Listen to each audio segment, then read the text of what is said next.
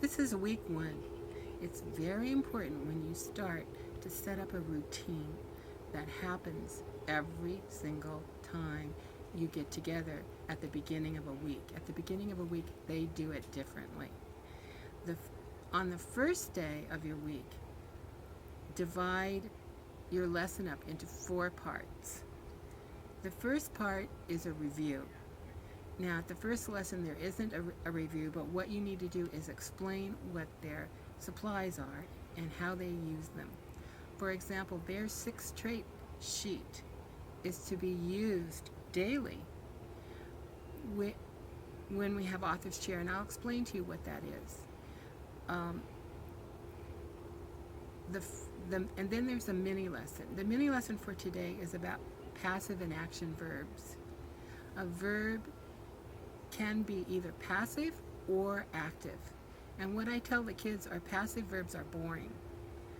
And they're not to use them because nobody who writes well uses passive verbs. Passive words like am or be, are. Some of the helping verbs are not verbs that you want to use either. So if I were you, I would take the first page of their journal and have them write down all the passive verbs they can think of. Make an X through them and say, do not ever use these words. Because these are the words that torture teachers. These are the words that make reading boring. And these are the words that will make their readers think that a first grader wrote it. So do not tell them not to use passive verbs. And then brainstorm a list of action verbs. And what we did in our class was we had some younger kids and we had them act out different animals, and one of the moms wrote down all the things they were doing, and kids would just shout out they're jumping or riding or roping or whatever. And we made a list of probably 50 or 60 action verbs. And then we played a game about, I gave a noun or a subject and they'd think of an action verb that went with it. So they got used to using them. So it was real, authentic. They used it in their writing. And so those are the first 2 parts of the lesson.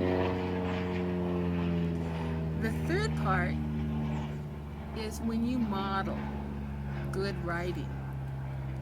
So I suggest that what we did for the first lesson was we wrote something about when I grow up.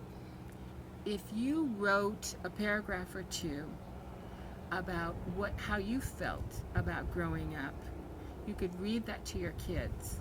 Or you could go to the library and ask the librarian. Librarians are fabulous. And they can find you something in the library about the subject of growing up. You can read it to your kids. Ask your kids to give comments or compliments about what the author did or about what you did in your writing. And then give them a time to write. Turn on the music and say, it's time to write. I want you to write about growing up, how you feel about growing up. And just turn on the music and sit there. Even if kids don't want to write, relax. It's the first time. Sooner or later, it might take some kids 5 seconds or 30 seconds. Sooner or later, they'll put a pencil to that paper with the music going, and they will write something. And if a child has trouble putting something down on paper, tell them it's okay to do a picture or pre-write.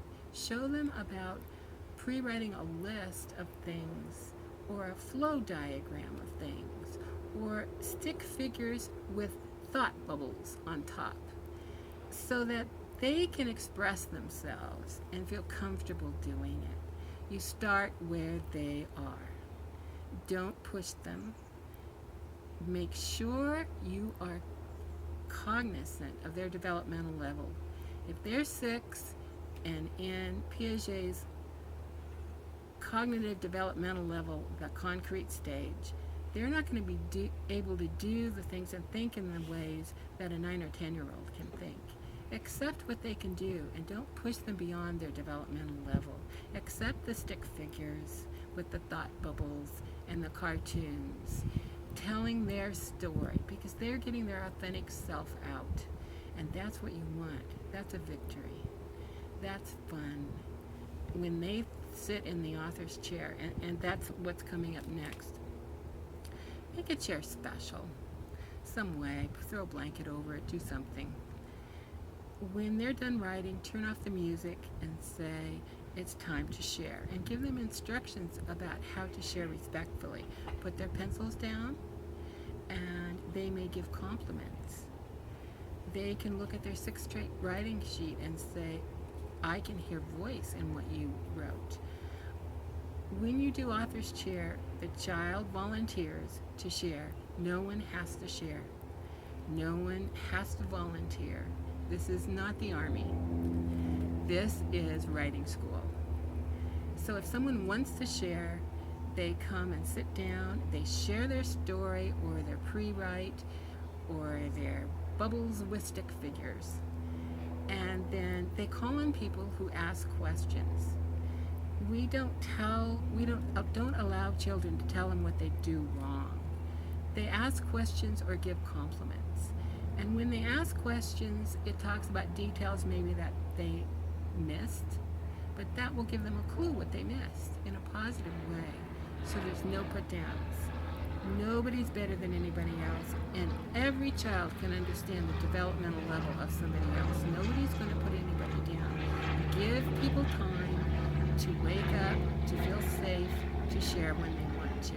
If you do those things, it'll work. I promise.